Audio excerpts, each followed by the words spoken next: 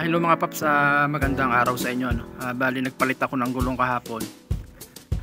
Yung Syneos mga paps, no? Ayan, Syneos.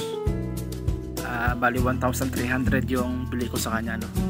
I-review ko lang yung gulong na to mga paps, no? Bali ginamit ko na. Gamitin ko to kahapon. Napakagandang gamitin mga paps.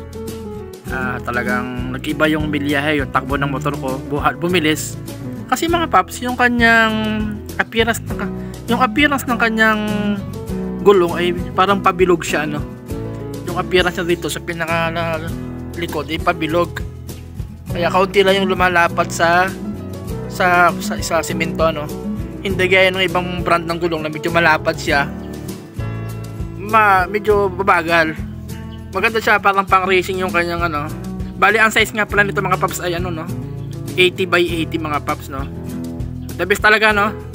Ay, nakasulat advanced technology, oh. Syneos mga paps, oh. Baka naman Syneos. Napakagandang gulong mga paps. 1.3 80 by 80. Okay na rin mga paps. Sulit naman kasi talagang tatagal to. Tsaka makapit talaga siya, no? Ibinangking ko na rin siya kahapon. Talagang makapit siya mga paps. Ayan. Saka maganda yung spike niya mga paps. Kita nyo naman yung spike. Nag-iba yung takbo ng motor ko mga paps. Talagang bumili siya, no? Kaya recommended talaga na gamitin itong ano, Syneos tire mga paps. The best talaga Syneos tire. Ayan, may guhit pa siya. Kapapalit ko lang kahapon. The best Syneos tire mga paps.